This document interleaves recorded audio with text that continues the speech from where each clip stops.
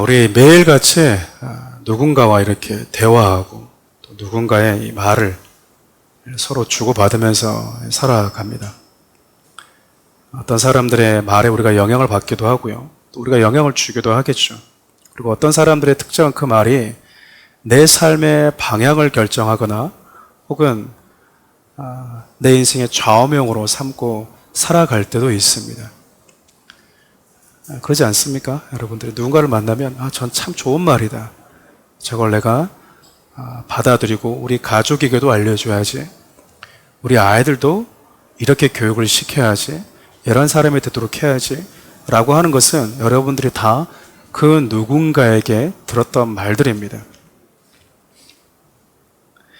그렇게 여러분들이 삶을 살아가다 보면요. 내가 수용하고 내가 동의하는 그 말들을 하나씩 여러분들의 생각이라고 하는 이 책장에다가 하나씩 꽂아 놓게 되죠. 설교 시간이라고 하는 것도 마찬가지인데요. 설교를 듣는 시간은 하나님의 말을 듣는 시간입니다. 설교를 통해서 하나님이 어떤 분이신지, 그리고 하나님의 마음과 특별히 저와 여러분들 향한 하나님의 뜻, 그분의 사랑을 말을 통해서 우리가 경험하고 듣는 시간이 바로 지금 이 시간입니다. 때문에 여러분들은 말씀을 들을 때 기존에 교회 바깥에서 들어왔던 수많은 말들, 이것이 옳다, 이것이 내 인생 가운데 삶의 이유이자 목적이고 가치다라고 했던 그것과 설교를 통해서, 특별히 성경이라는 것을 통해서 하나님의 저와 여러분들에게 하시는 그 말들을 비교해 보고 어떤 말이 내 인생 가운데 나를 유익하게 하는지, 어떤 말을 붙들고 내가 살아가는 것이 유익한지 여러분 꼼꼼히 따져볼 필요가 있는 거예요. 그냥 와서 이렇게 졸다 가는 게 아니라 듣고 과연 저 말을 내가 붙들고 살아갈 이유가 있는가, 그럴 만큼의 가치가 있는가를 여러분들이 지금 이 시간 생각해 볼 필요가 있다라는 겁니다. 기독교는 맹종이 아니기 때문에 그렇습니다. 무조건 믿어라라고 윽박 지르는 종교도 아닙니다. 오죽하면 하나님께서 내가 문 밖에서 너를 두드린다. 문 밖에서. 문을 그냥 뜯어버리고 들어오실 수도 있잖아요. 근데 하나님이 그렇게 하시지 않는다라는 거. 이 얘기는 끊임없이 우리에게 녹화하면서 우리를 기다리신다라고 하는, 우리가 믿는 하나님의 성향이라는 것이죠. 다만 목사로서 성도들에게 기대하는 것이 있다면 성도들이 하나님의 말을 듣는 이 시간을 통해서 여러분들의 삶에 큰 전환점과 계기가 있었으면 하는 바람이에요. 여러분의 삶이 변화되어졌으면 좋겠고, 정말 내 인생 가운데 붙들어야 될 그 가치가 무엇인지가 좀 달라지는 시간이 되었으면 하는 바람입니다.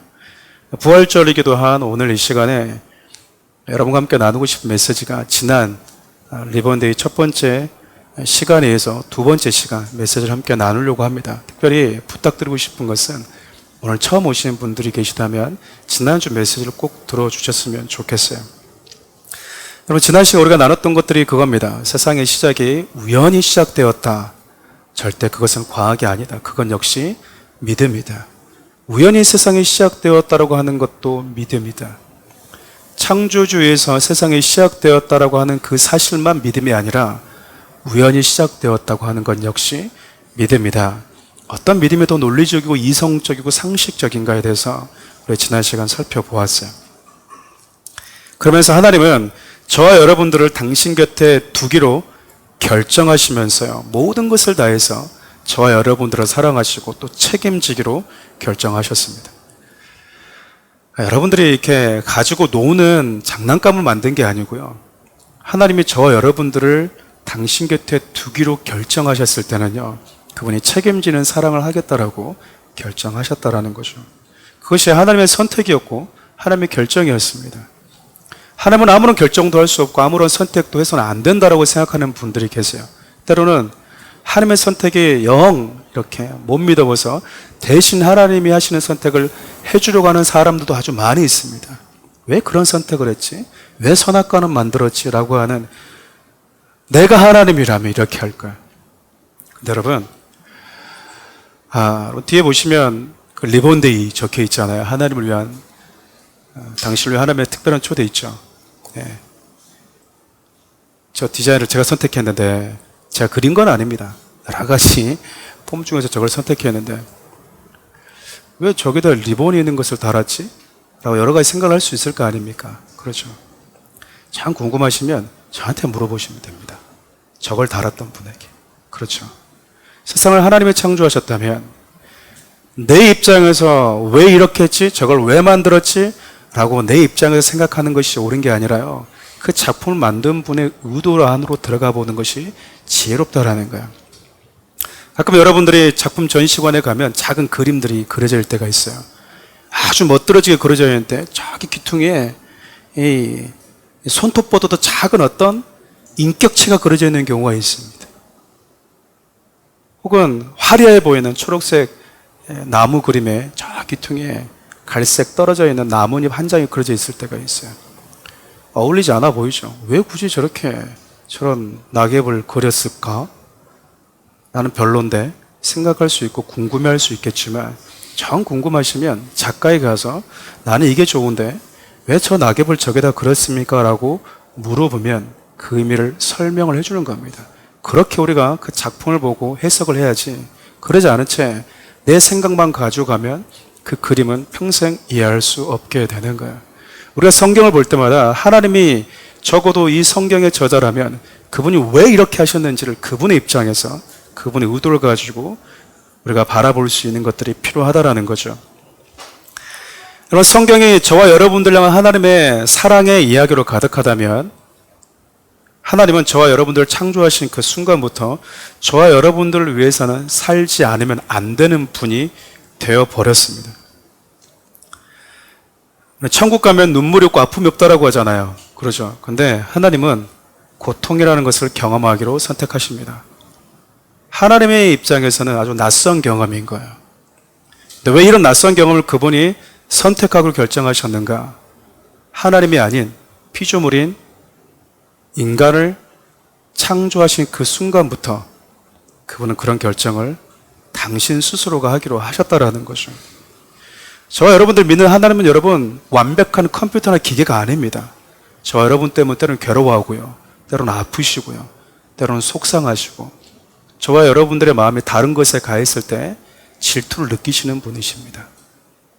여러분 사랑하는 여러분의 사람이 다른 사람에게 눈길을 주면 여러분 마음에 편안하십니까? 어려운 질문이죠.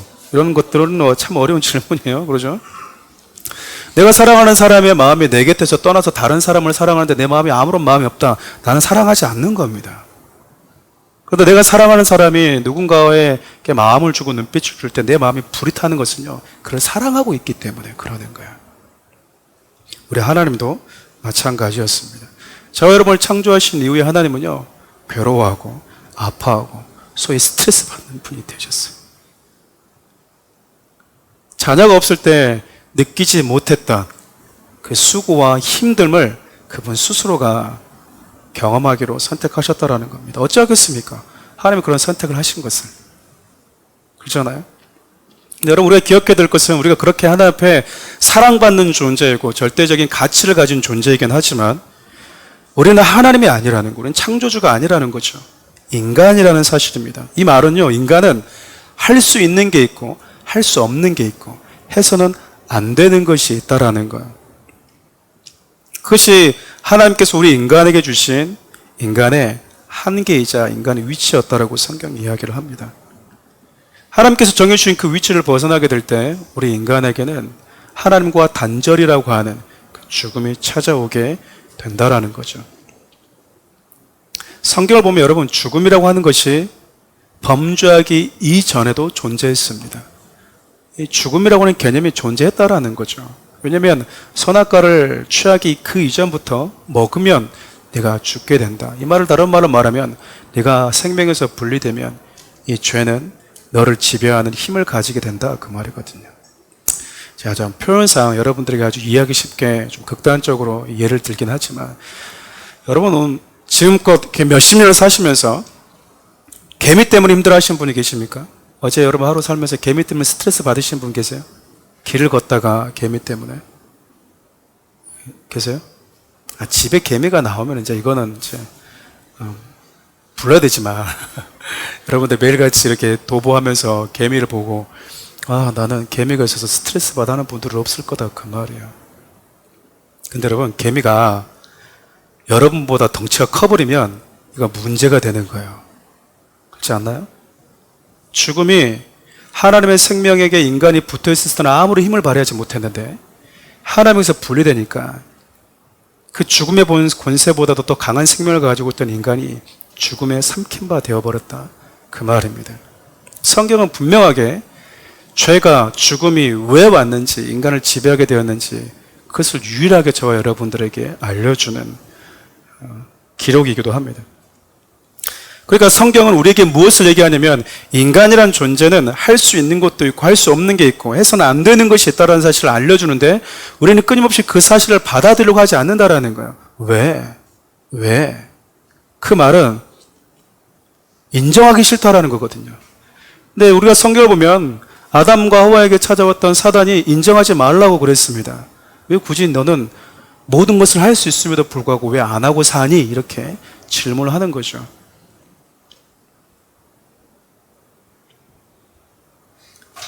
모든 인간들의 죄의 시작이 바로 하나님이 우리 인간에게 이것이 인간이다라고 하는 그 사실을 알려주는 그 메시지에 대해서 인정하기를 거부하는 데서부터 시작이 되었다라는 겁니다. 성경은 이렇게 생명에서 단절되어 버린 인간에게 죽음이 찾아왔다라고 이야기를 해요. 그래서 성경에서 말하는 생명에서의 분리, 단절된 상태, 이것을 성경은 죄, 이렇게 이야기를 합니다. 그렇게 생명에서 분리돼서 죽음이라는 결말을 운명처럼 받아들여야 되는 모든 인간을 죄인, 이렇게 정의를 합니다. 성경의 모든 사람들 향해서 다 죄인이다, 이 말은 다 죽는다 라는 의미와 그러니까 일맥상통한 것이죠. 근데 문제는 뭐냐면 하나님께서 인간이 당신에게서 떨어져 나가버려서 죽음의 운명을 피할 수 없게 되었었는데도 불구하고 하나님이 우리를 포기하지 않았다라는 거예요. 여러분, 성경을 보면 하나님이 이 땅에 인간의 모습을 입고 오신 예수 그리스도를 통해서 죽었는데도 불구하고 포기하지 않았던 사건들이 몇 가지 기록이 되어져 있습니다. 그 중에 하나가 나사로 사건이에요. 사흘이 지나서 이미 썩어버렸잖아요. 냄새가 납니다. 그런데 우리 주님이 뭐 하죠? 다시 그 이름을 불러줍니다. 여러분, 아무리 사랑해도요, 호흡이 있을 때야 선생님 살려주십시오, 선생님 고쳐주십시오 라고 하지만 의사가 선언을 하잖아요. 어떠한 환자 2022년 4월 17일 몇 시에 운명하셨습니다 라고 이야기를 한다고요. 그러면 더 이상의 노력은, 수고는 의미가 없는 거예요. 슬프지만 이제 뭐 하는 겁니까?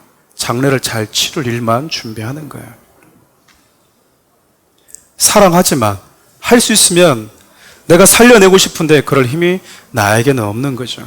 만약 여러분들이 그런 능력이 있다면 사랑하는 내 자녀, 나의 사람들을 살려내려고 할 것입니다. 근데 우리 주님에게는 그런 능력이 있으셨다라는 거예요. 우리 에베소서 2장 1절 말씀 볼까요? 그는 허물과 죄로 죽었던 너희를 살리셨도다. 여러분, 성경을 보면요, 죽어가던 우리를 살린 게 아니라 이미 죽어버렸던 우리를 살리셨다라고 이야기합니다. 이 말은 소망이 없는 자들을 살리셨다라는 거죠. 이건 역시 하나님의 우리를 창조하신 창조주의 사랑의 결정이고 선택인 거예요. 근데 여러분, 좀 곰곰이 생각해 보면 하나님께서 세상을 창조하실 때 눈에 보이는 세계를 창조하셨지만 눈에 보이지 않는 세계도 창조하셨습니다. 그렇죠? 여러분, 눈에 보이지 않는 세계 속에서 법칙이라는 것을 만드셨다라는 것을 우리가 발견하게 돼요. 그렇죠? 그러니까 인간들 여러분 우리가 살아가면서 우리는 법이라고 하는 그 테두리 안에 살아갈 수밖에 없어요. 인간들이 만드는, 서로 이걸 지킵시다라고 합의해서 만든 법도 있지만요, 그 법이 없을 때도 하나님의 모든 인간에게 주신 기본적인 양심이라고 하는 법이 있거든요. 연로하신 할머니가 무거운 것을 들고 갈 때 그것을 들어주고 싶다라고 하는 그 마음은 어디서 왔는가? 남의 것을 훔칠 때 왜 긴장되는 그 마음은 어디서 왔을까? 나에게 허락되지 않은 사람을 취하고자 했을 때 내 안에 이 긴장됨과 두려움은 어디서 왔을까? 가끔 그런 분들이 계세요. 목사님, 저는요, 긴장이 안 되는데요? 화인 맞은 자요. 이렇게 얘기해야죠. 화인이 맞아버린 거예요. 양심의 감각을 하나님의 마지막까지 남겨준 우리 안에 있는 양심의 법이 말라버린 거예요. 굳어져 버린 거죠. 근데 여러분, 하나님께서 만드신 법칙이 있는데 법칙이라는 것은 예외가 없는 것을 의미합니다. 그 중에 하나가 우리가 늘 같이 반복하고 만나고 있는 그 법칙 중에 하나가 중력의 법칙이잖아요. 중력의 법칙. 문제를 하나 내보겠습니다. 여러분, 63빌딩에서 저와 목사죠. 저는 목사와 장로님과 성도님이 뛰어내리면 누가 죽을까요? 잘 생각하셔야 됩니다. 말씀도 잘 하셔야 돼요. 3명 중에서 누가 죽을까요? 제가 목사입니다. 누가 죽을까요? 다 죽습니다. 다. 중력의 법칙은요, 네가 목사였어? 너는 예외. 그러지 않는다라는 거예요. 중력의 법칙은 여러분, 그 사람의 믿음이 얼마나 있냐 없냐 여기에 여러분 해당되지가 않아요. 그걸로 결정되는 게 아니고요. 네가 교회에서 얼마나 많은 일을 했냐, 네가 교회 직분이 뭐냐, 이것으로 결정되는 게 아니에요. 네가 지구상 아래 있어? 네가 지구라는 곳에 있어? 그럼 너는 다 이 법칙의 지배를 받는 자야. 그래서 우리는 중력의 법칙 이렇게 얘기하는 겁니다. 여러분, 중력의 법칙과 같이 예외 없이 지구상에 살아가는 모든 인간들에게 아주 공평하게 적용되는 법칙이 또 하나 있는데 그것이 바로 죽음의 법칙이에요.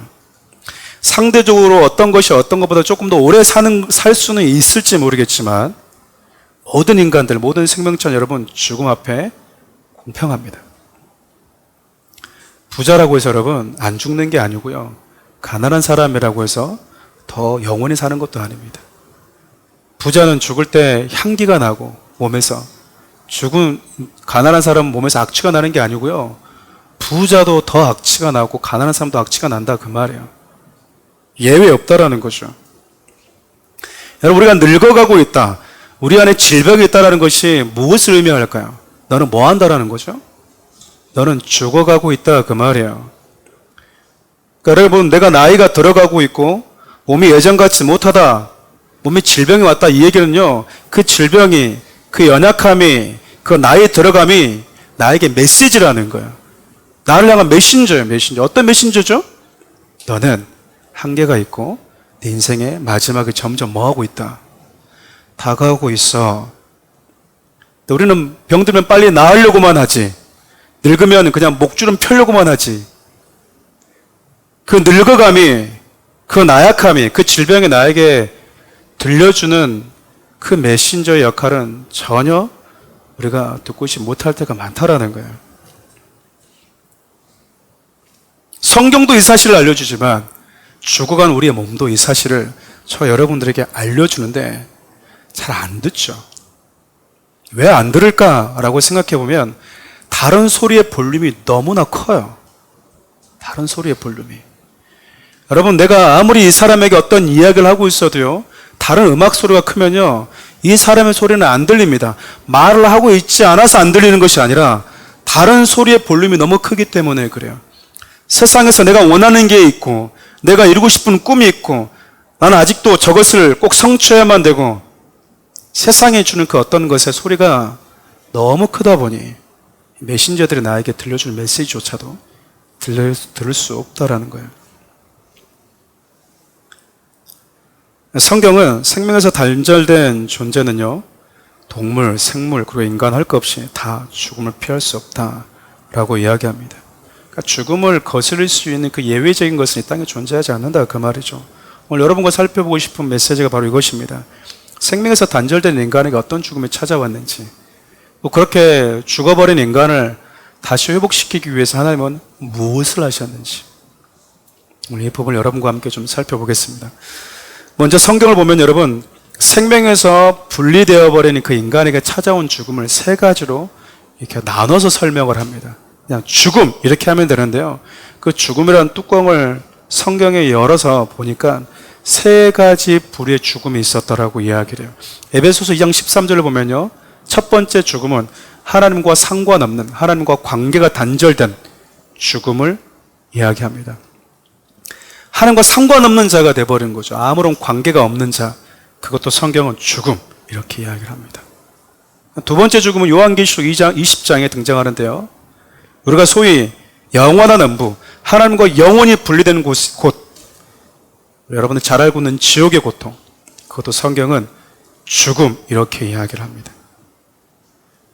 마지막 세 번째 죽음은 창세기 3장 19절과 히브리서 9장 27절을 보면 우리 육체가 한 줌의 흙으로 돌아가는 것, 우리 육체의 죽음을 성경은 또 죽음 이렇게 이야기합니다. 우리는 보통 죽음 그러면 육체의 죽음만 죽음 그러는데요. 성경은 이렇게 크게 세 가지의 죽음을 우리에게 소개해주고 있다라는 거예요.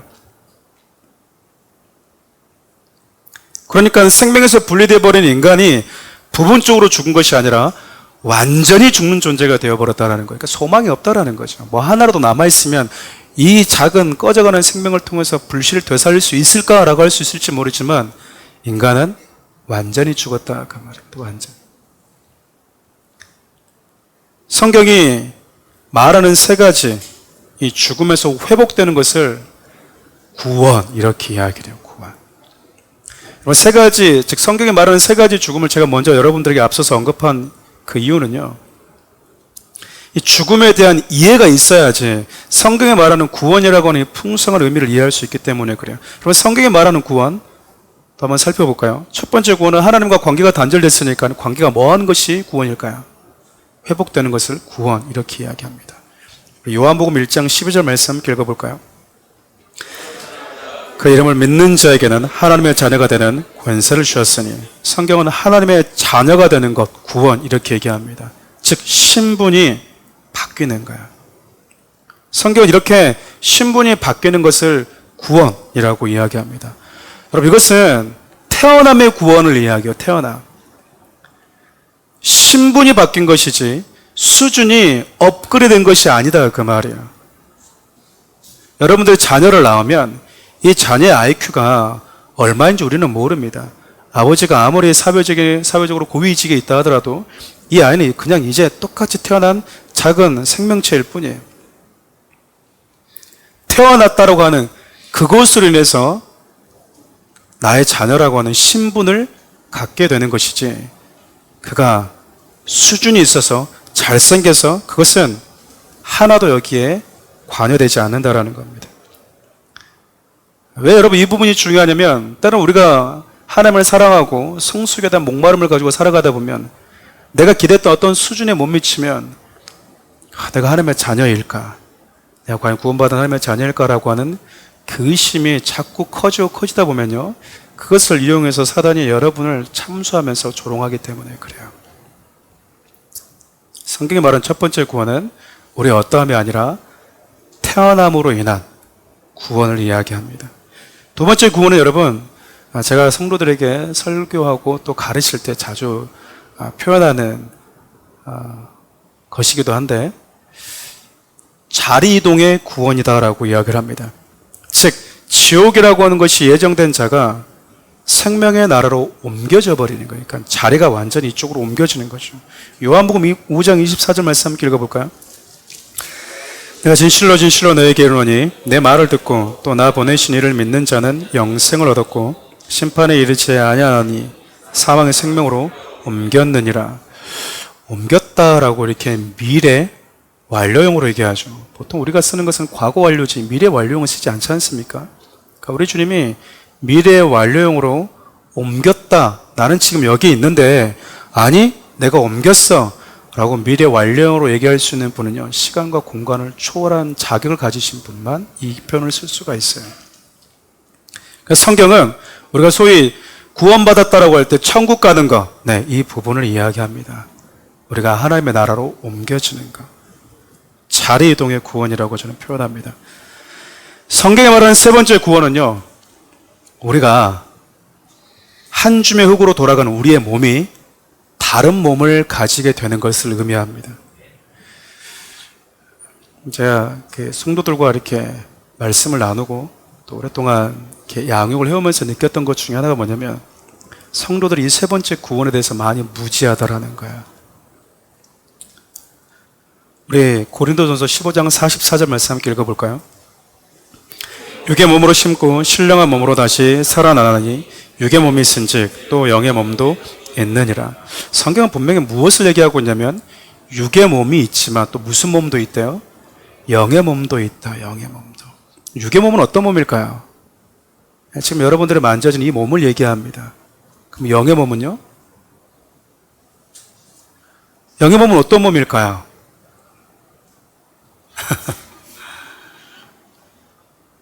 잘했어요. 영의 몸이죠. 육은 육의 몸이고 영은 영의 몸이죠. 근데 그 영의 몸은 육의 몸 그러면 우리가 다 인지하잖아요. 아, 이런 몸이구나. 똑같은 몸이구나. 남자는 남자의 몸, 여자는 여자의 몸이 있구나. 이렇게 우리가 인지를 하는데 그럼 영의 몸은 어떤 몸일까? 그것을 가르쳐 주는 게 예수 그리스도의 부활의 몸입니다. 여러분, 예수 그리스도의 부활은요, 우리 지금 고통당하시고 그렇게 매맞으시고 살 찢기시더니 우리 지금 다시 살아나셨어. 우리 좀 축하해요. 너무 그동안 고생했어. 좀 푹 쉬세요. 라고 하는 게 아니고요. 우리 주님의 부활은 나를 믿는 자들이 마지막 내가 그들에게 주고자 했던 완전한 구원, 여기까지야라는 것을 알려주는 거예요. 여러분, 맨 처음 창조된 인간이 남성과 여성의 사랑을 나눌 때 몸에 생명이 이렇게 착상되고 어느 일정한 기간, 임신이라고 하는 그 기간을 지나면서 생명이 나왔을 거 아닙니까? 여러분들이야 지금은 임신했다 그러면 아들이야? 그럼 아들이 이렇게 나오겠네? 딸이야? 딸은 100% 이렇게 나오겠네? 그럼 다 이렇게 믿잖아요. 근데 맨 처음 뭔가 나왔을 때 사람들은 알았을까요? 몰랐을까요? 도대체 어떻게 나올까? 나온 걸 보고 뭐 한 거죠? 이렇게 나오는구나라고 하는 지식이 생긴 거예요. 그것을 경험한 자들은 이제 또 다른 사람이 임신하게 되면 뭘 알려줄 수 있죠? 너도 똑같이 이 몸을 가진 사람이 이런 몸을 가진 생명체가 나올 거라고 뭐 해줄 수 있어요? 믿음을 가지고 말해줄 수 있어요. 예수 그리스도의 부활을 경험했던 자들이 바로 이 소식을 알려줬던 겁니다. 예수의 생명을 가진 자들은 예수님의 부활의 몸과 같은 몸을 너희들에게 하나님이 주실 거야. 우리 이 부분 가지고 소위 부활장이라고 하는 고린도서 15장을 보면서 이 휴거만 워낙 얘기를 해버렸어요. 휴거만. 시한부 종말론자들처럼 동대문에 가서 이 하얀 옷 사입고 11시 1시간 전에, 왜 12시는 좀 미안하잖아요. 너무 정각에 가만히 있으니까 1시간 전에 그래도 좀 미리 가서 뭐 하고 있는 거예요? 하얀 옷 입고 펄럭펄럭 뛰고 있으면 휴거 된다고 생각하는 거예요. 성경은 그렇게 얘기한 적이 없습니다. 성경은 뭐 해준다고 그러죠? 우리의 몸을 영의 몸, 부활의 몸으로 우리 주님이 덧입혀 줄 것이다 라고 이야기를 합니다. 바울이 이 소식을 목숨을 다할 때까지 전하면서 다녔어요. 전하면서. 예수를 믿는 자들에게 주어지는, 그리고 그들에게 약속된 구원이 어떤 구원인지를 전하면서 다녔다니까요. 자주 이런 표현들을 씁니다. 여러분, 사과 씨를 심으면 뭐가 나올까요? 여러분, 콩 심으면 뭐가 나오죠?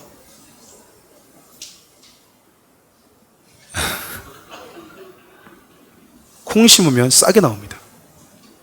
콩 심으면 콩이 안 나옵니다. 동의하십니까? 콩을 심으면 여러분, 콩 안 나와요. 파보면요, 내가 심었던 콩 요 모양은 없어져 버렸어요. 전혀 내가 심었던 것과 다른 형체가 나옵니다.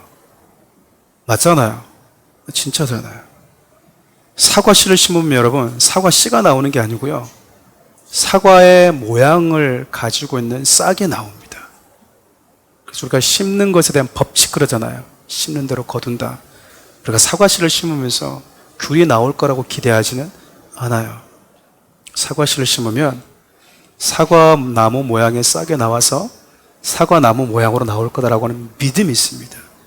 사과 씨에는 사과 나무의 모양을 만들어내는 생명이 있다라는 것을, 씨가 있다라는 그 믿음 때문에 그래요. 물고기도 씨가 있고, 새도 씨가 있고, 짐승도 씨가 있고, 우리 인간도 씨가 있습니다. 어떤 씨가 심겨졌냐에 따라서 몸의 모양이 결정이 된다라고 이야기를 해요. 이 논리를 가지고 바울이 우리에게 전하는 메시지가 뭐냐면, 그러면 죄를 이기고 죽음을 이기고 부활하신 예수의 씨가, 예수의 생명이 우리 안에 들어오게 되면 너희들은 어떤 몸을 가지고 나오겠느냐라고 질문하고 있고 가르쳐주고 있는 거예요.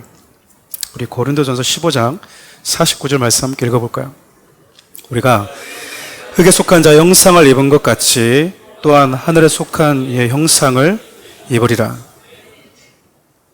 여러분, 예수님의 부활은요, 예수님을 믿고 따르는 자, 예수의 씨, 예수의 생명을 가진 자들에게 약속된 구원이 어떤 것인지를 가장 먼저 우리에게 보여주는 샘플과 같아요. 그래서 여러분, 목숨 걸고 제자들이, 부활을 경험했던 자들이 이것을 전했던 겁니다. 여러분, 제가 약간 이런 예화들을 좀 쓰는 것을 양해해 주시기 바라요. 여러분, 최후의 만찬을 누가 그랬습니까? 네?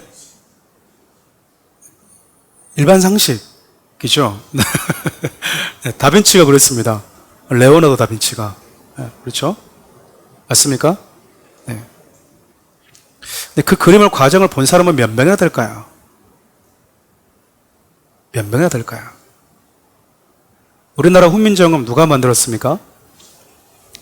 지편학자들과 세종대왕이 만들었다고 우리가 알고 있잖아요. 그러면 과연 훈민정음을 만드는 과정은 몇 명이 참여했고 몇 명이 봤을까요? 네, 여러분, 예수님의 부활을 목도한 사람은 몇 명일까요? 여러분, 수백 명이 넘습니다. 고린도전서에는요, 500의 형제들에게 일시에 보이셨다라고도 이야기를 해요. 어쩌면 이 세상에 존재하는 그 어떤 것보다도 더 많은 증인들을 가지고 있어요. 우리가 그것을 인정하지 않으려고 할 뿐이지. 그 예수님의 부활의 몸이 우리에게 어떤 메시지를 주냐면, 새로운 인류, 아담의 인류가 아닌 죄와 죽음 아래에 있는 그 인류가 아니라 죄와 죽음보다 강한 그 인류가 우리에게 생명을 주면 우리는 저 영의 몸을 가지고 다시 우리는 새로운 생명을 가지게 된다 라고 하는 것이 성경의 기록이에요. 육의 몸의 탄생의 법칙은요, 남성과, 사랑하는 남성과 사랑하는 여성이 성적인 관계라고 하는 친밀한 사랑을 통해서만 나타납니다. 아무리 사랑해도 여러분, 남자와 남자를 통해서 생명이 나옵니까? 안 나옵니까? 안 나옵니다. 아무리 사랑해도 여성과 여성은 생명을 만들어내지 못해요. 여러분, 사랑하는 남성과 여성은요, 생명을 만들어냅니다. 그게 생명을 만들어내는 법칙이에요.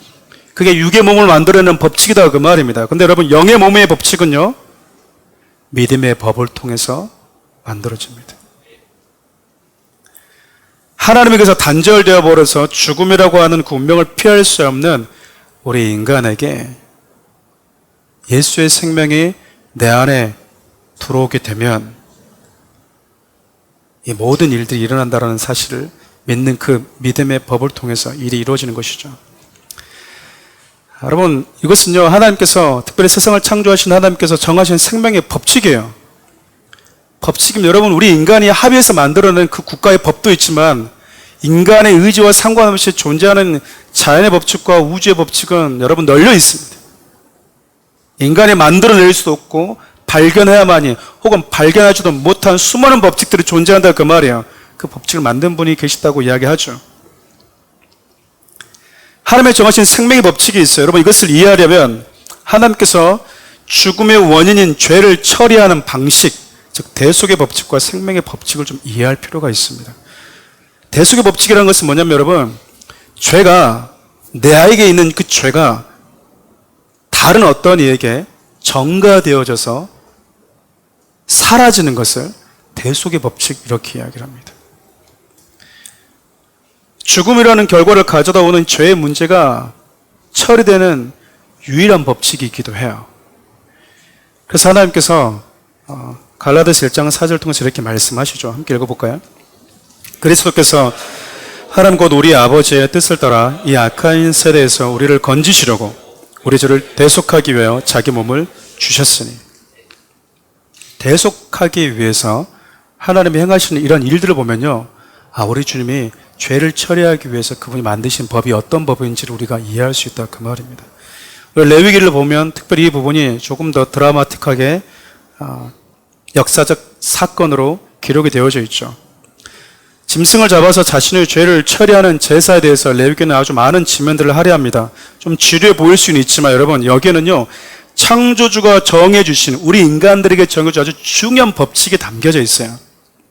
바로 짐승을 잡아서 죄의 문제를 처리하는 이 모습 속에서는요, 하나님께서 인간의 죄를 어떻게 처리되어지는지, 즉 인간의 죄는 어떻게 처리되는지, 그 법칙과 그 메시지가 그 사건 안에 고스란히 담겨져 있다는 거죠. 죽음을 가져다주는 단절이라고 하는 이 죄를 처리하기 위해서 하나님이 정하신 법칙은 다음과 같습니다. 여러분, 범죄한 사람이, 죄를 지은 자가 자기 죄를 대속할, 처리해줄 몸을 하나 준비합니다. 사람 몸을 준비할 수는 없잖아요. 짐승의 몸을 준비를 해요. 그 짐승은 흠이 없어야 됩니다. 정결해야 되죠. 아무런 결점이 없어야 된다, 그 말입니다. 우리 레위기 4장 28절에서 29절 함께 읽겠습니다. 그가 범한 죄를 누가 그에게 깨우쳐 주면 그는 흠없는 암염소를 끌고 와서 그 범한 죄로 말미암아 그것을 예물로 삼아 그 속죄 제물의 머리에 안수하고 그 제물을 번제물을 잡는 곳에서 잡을 것이요.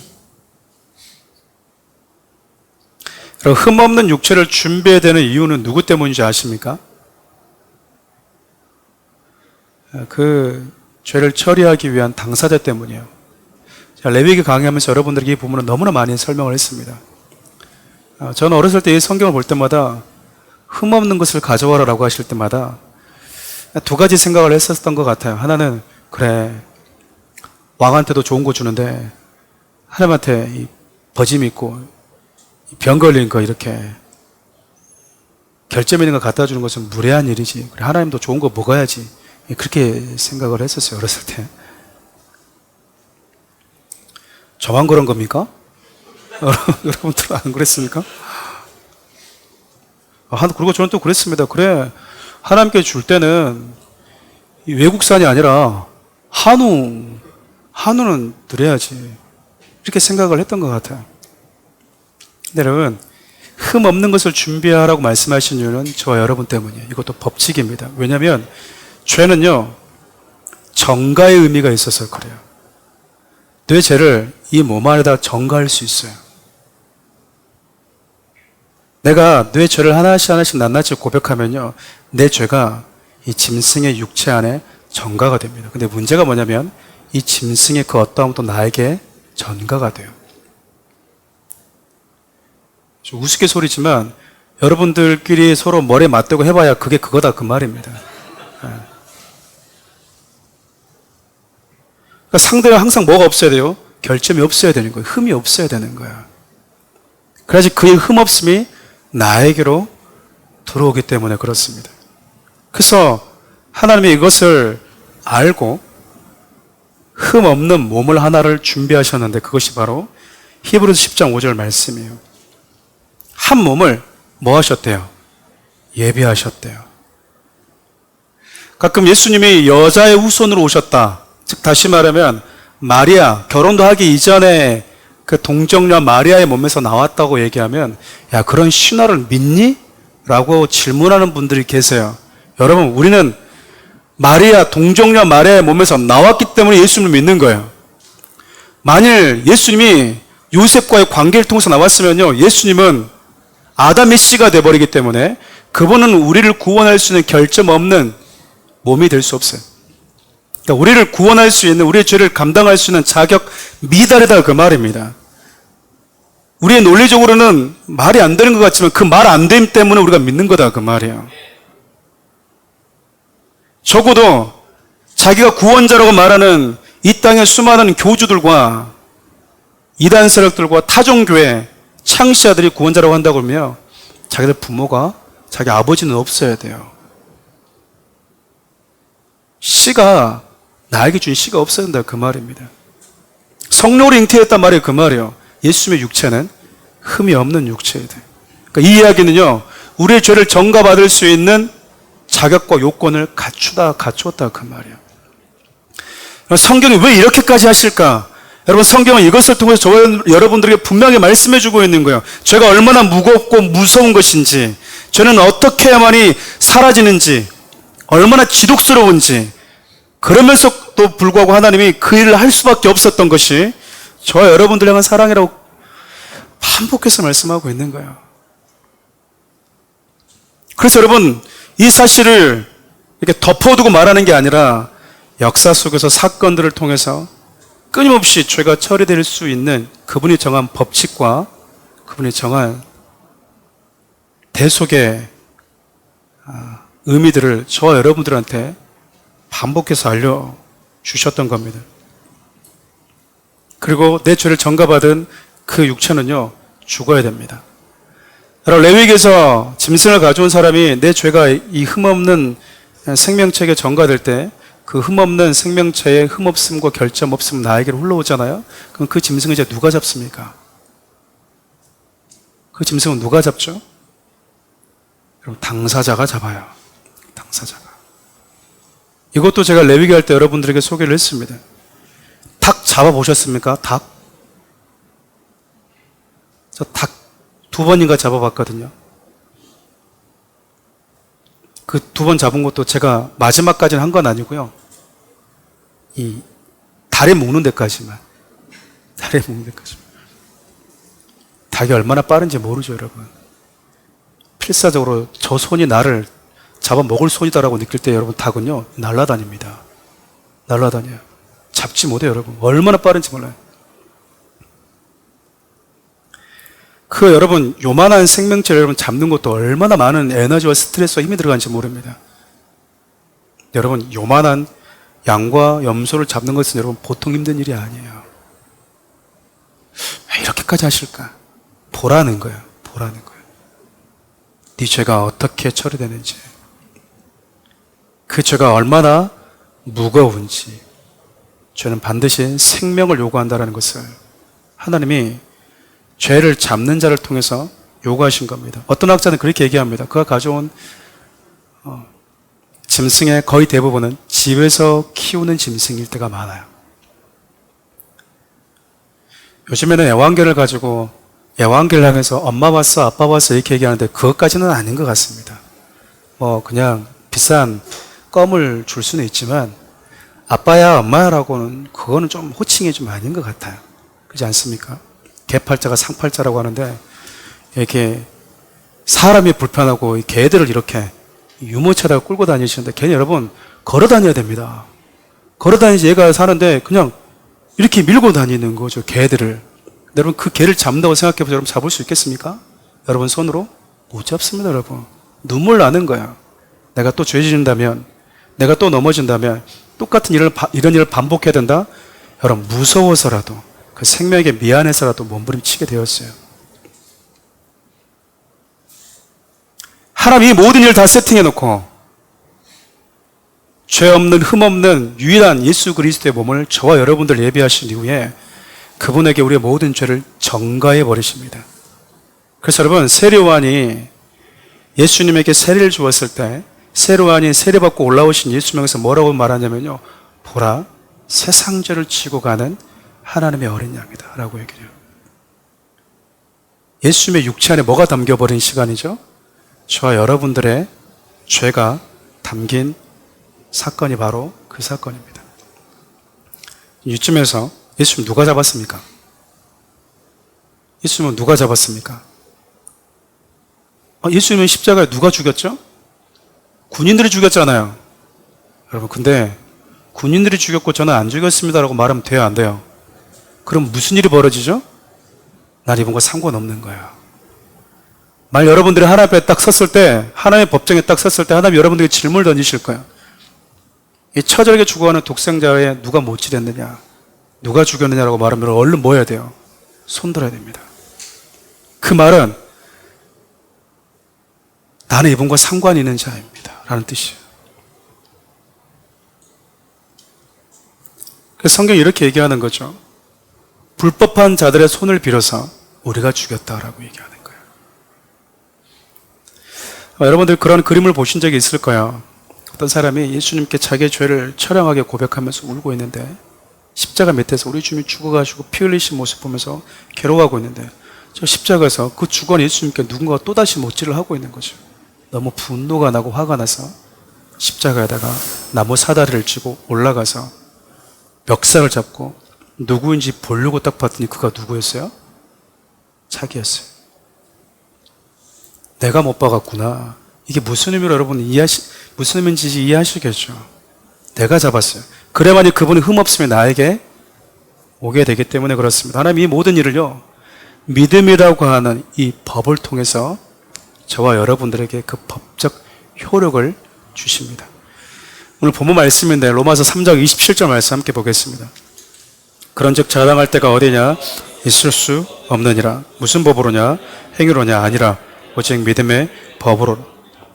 이 말이 여러분 무슨 의미냐면 하나님께서 믿음의 법을 만드신 이유는요, 인간의 그 어떤 노력과 선행과 행위로는 죄와 죽음의 문제를 절대 해결할 수 없다.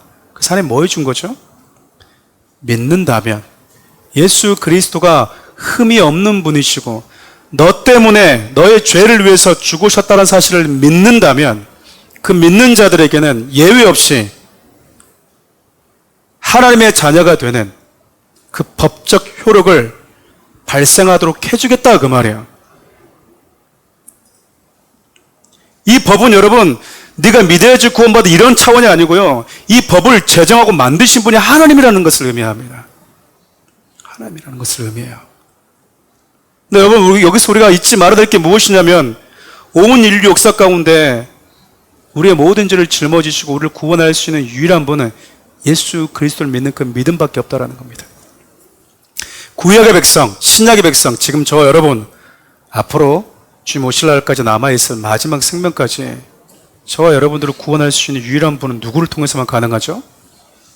이 이야기는 여러분 예수님이 그 일을 하신 유일한 분이다 그 말입니다.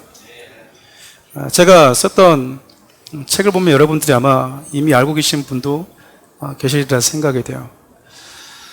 부활절을 기념해서 제가 여러분들에게 맛있는 것을 하나 좀 사드리려고 합니다. 그냥 예를 드는 거예요. 사촌들이 예를 드는 겁니다. 그래서 여러분과 함께 여기는 고급 레스토랑으로 여러분들을 다 제가 모시고 갔습니다. 오늘 갑자기 많이 오셔가지고 다 이끌고 갔는데 제가 안 온 거예요. 제가 안 왔어요. 그래서 여러분들이 이제 거기서 이제 우왕좌왕하고 있는 거죠. 거기에 있는 이 지배인 사장님이 어디서 왔습니까? 왜 이렇게 서성거립니까? 라고 했더니 우리 집사님 중에 한 분이 대표로 이렇게 얘기하는 거예요. 김현 목사님이 우리 식사해 준다고 그래서 왔는데 아직 안 왔습니다. 그분이 이렇게 얘기해요. 저에게 연락이 왔습니다. 김현 목사님과 관계가 있는 분들이십니까? 사랑하는 우리 교회 안에 있는 성도들이십니까? 네. 그럼 들어가서 맛있게 드십시오. 그리고 여러분들이 들어가서 맛있게 먹었습니다. 다 먹고 나왔는데도 불구하고 제가 아직까지도 안 왔습니다. 이제 뭐 해야 되는데? 계산을 해야 되는데. 계산할 돈이 없어요, 여러분들이. 또 여전히 이렇게 망설이고 이렇게 우왕좌왕하고 있는데 그분이 사장님이 다시 와서 묻는 거죠. 왜 이렇게 불안해하고 계십니까? 다 먹었는데 이제 갈 때가 됐는데, 그 갈 때가 됐다는 것은 죽을 때가 됐다는 거잖아요. 갈 때가 됐는데 아직도 예수님이 안 옵니다. 아니, 목사님이 안 옵니다. 사장님이 얘기하는 거예요. 그분은 신실하는 분입니다. 그냥 가시면 됩니다. 여러분들이 다 갔습니다. 각자 자리로.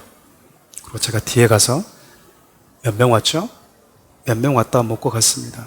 아이고 더 와라고 그랬더니 믿음으로 먹지는 계산 못했다고 해서 간 사람 있나 보네. 그 온 사람 총 몇 명이에요? 계산도 안 하고 그냥 자신감 있게 먹은 사람 한 50명 됩니다. 50명의 값을 제가 뭐 할까요? 지불했어요. 이런 계산법을 뭐라고 합니까? 후불이라고 얘기합니다. 반대로 제가 여러분들과 함께 똑같이 식탁으로 갔습니다. 근데 여전히 제가 보이질 않아요. 우왕좌왕거리고 있는데 사장님이 와서 묻습니다. 왜 우왕좌왕거리고 있습니까? 목사님이 와서 맛있는 거 사준다고 그랬는데 안 왔습니다. 아, 목사님이 와서 뭐하고 갔습니다? 이미 계산하고 갔습니다. 이런 계산법을 뭐라고 그래요? 전자나 후자나 계산은 누가 있습니까? 제가 있습니다. 제가 여러분들이 한 게 아닙니다. 제가 있습니다. 제가. 우리는 시간과 공간에 제약을 받고 있기 때문에 이런 선불이냐 후불이냐고 하는 이런 개념이 우리에겐 존재하지만 시 공간을 초월하신 그분에게 있어서는 예수님이 오기 이전의 사람들도 예수님이 오신 이후의 사람들도 그들의 모든 죄값은 그분이 계산하셨다 그 말입니다. 그래서 구약, 옛 약속에 신실하신 분, 옛 언약 예수님이 오시면 계산할 겁니다. 신약, 새로운 언약 그분이 이미 오셔서 계산하셨고 계산하신 그분이 곧 오실 겁니다. 그게 신약이야. 여러분 이미 계산했다고 선불로 이렇게 계산한 사람들은 먹을 때 마음이 좀 편안할까요? 안 편안할까요? 조금 편안할 수 있지만 후불이나 선불이나 맛있게 먹기는 매한 가지 아니겠습니까? 야 걱정하지 마. 목사님 와서 계산하는데 그냥 먹어. 이렇게 하는 분들은 그냥 맛있게 먹을 거 아니에요. 아 목사님이 계산하고 가셨네? 많이 먹자라고 하는 분들도 편하게 먹을 거다 그 말입니다. 제가 이 비유를 드는 이유가 무엇이냐면 세상이 시작되었을 때부터 세상이 끝나는 그 마지막까지 우리 인간의 모든 죄는요 예수 그리스도를 통해서만 처리된다라는 거예요. 그분이 계산했다 그 말입니다. 가끔 이렇게 말씀하시는 분들이 있어요. 목사님 천국 가봤어요? 지옥 가봤어요? 어떻게 알아요? 가봐야 알죠. 죽어봐야 아는 거 아닙니까? 라고 말하는 분들이 많이 있습니다. 경험을 해봐야만이 안다고 하는 분들이 있어요. 어떤 지식을 우리가 알게 될 때 경험을 해보고 보아야만이 안다고 하는 분들이 계시는데 그렇지 않습니다. 보지 않아도 경험하지 않아도 알 수 있는 믿음의 지식들은 얼마든지 있습니다. 보지 않았으니 믿지 않겠다라고 선택하는 분들도 있지만 하나님의 말씀을 진리의 말로 받아들이고 믿고 신뢰하면서 신앙생활하는 분들도 계시다 그 말이죠.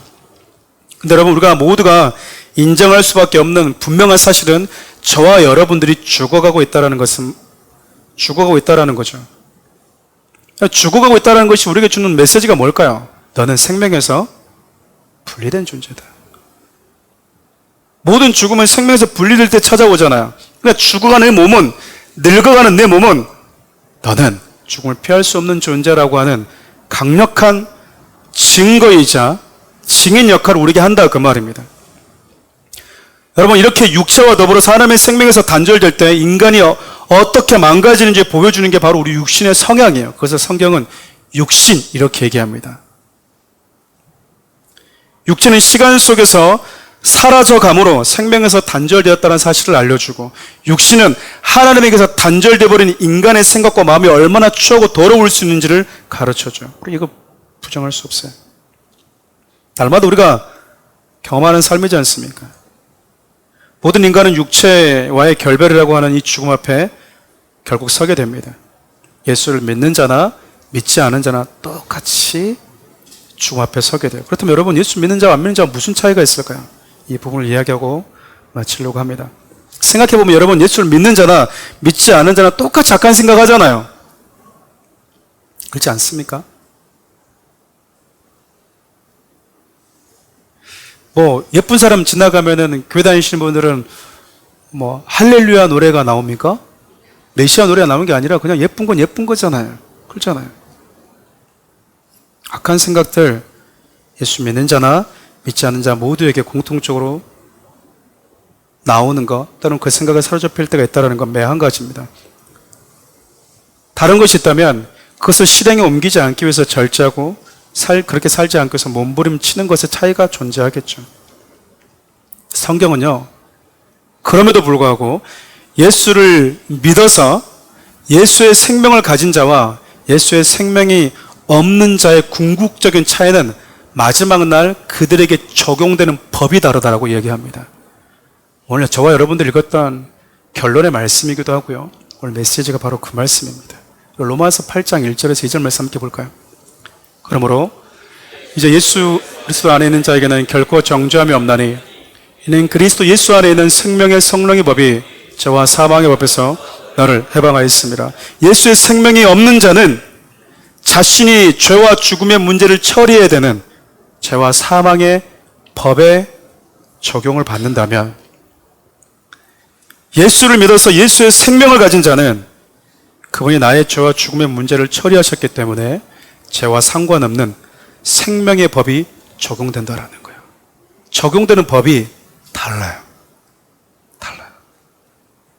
결국 우리가 예수님을 전하는 이유는요, 모든 인생들이 공평하게 경험하게 될 그 죽음 앞에서 죽음의 법이 아닌 생명의 법에 적용을 받는 자가 되도록 하기 위해서인 거예요.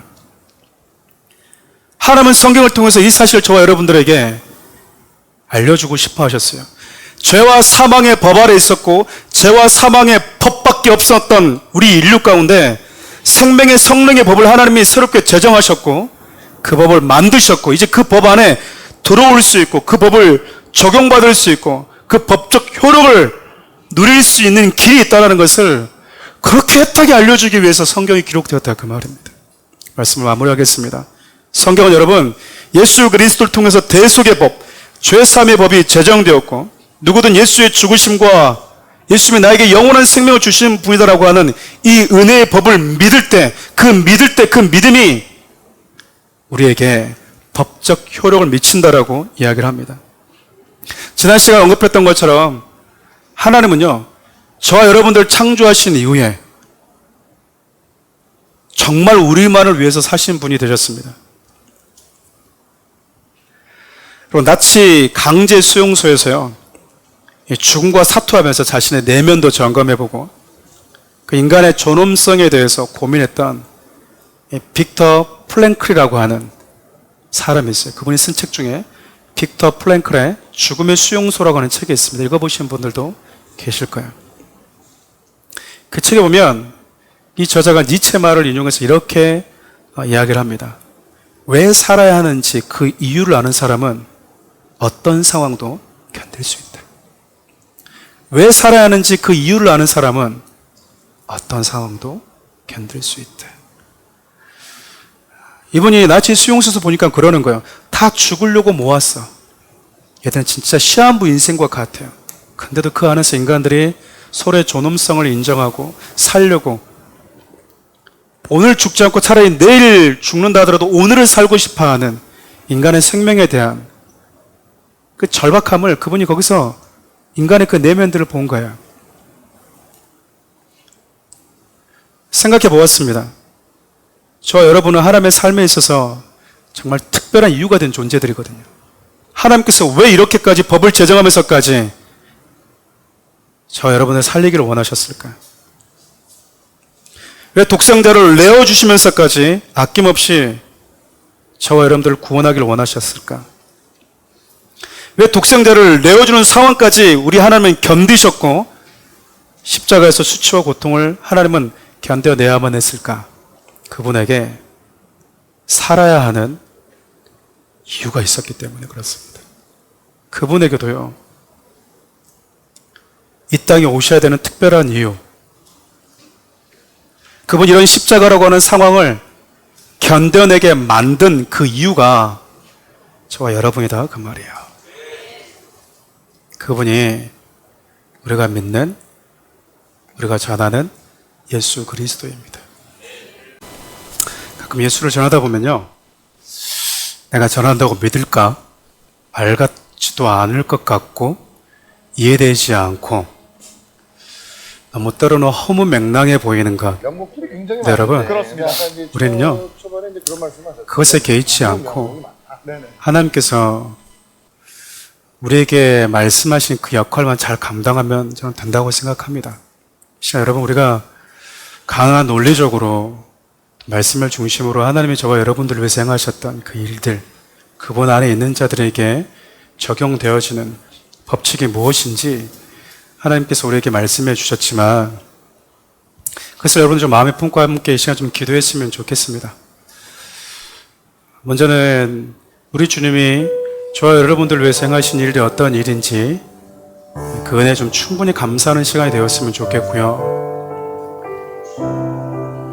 왜 살아야 하는지 아는 사람은 어떤 상황도 견딜 수 있다고 하는데 우리 하나님께서 이렇게 치욕적이고 수모를 견뎌낸 그 상황은 그 모든 이유가 저 여러분이었기 때문이라고 성경이 이야기하세요. 여러분 하나님의 사랑받은 자처럼 살아가셨으면 좋겠습니다. 우리 이 두 가지 붙들고 좀 하나님께 여러분의 사랑을 좀 충분히 좀 고백하는 시간 되었으면 합니다. 우리 기도할까요? 주여 하나님 주 은혜를 더하여 주셔서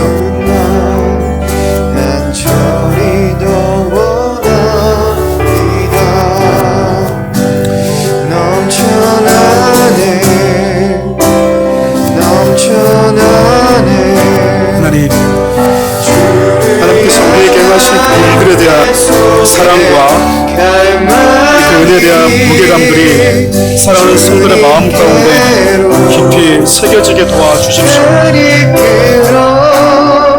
하나님의 이유였던 우리가 그렇게 주님을 사랑하고 주님의 그 사랑에 감격하며 살아가는 인생들이 될 수 있도록 하나님 도와주시옵소서. 내 삶이 하나님께 사랑받는 자임을 잊어버리지 않게 도와주시고 예수 그리스도 안에 있는 자들에게 주어지는 그 믿음의 법, 생명과 성령의 법이 하나님 적용되는 자처럼 살아갈 수 있는 하나님의 사람들이 되게 하여 주십시오. 이런 성도의 삶을 축복합니다. 그들 앞길을 축복하시고 그들 앞길을 열어주시고 그들의 삶의 현장들 가운데 주님의 은혜로 가득 채워지는 은혜가 있게 하여 주십시오.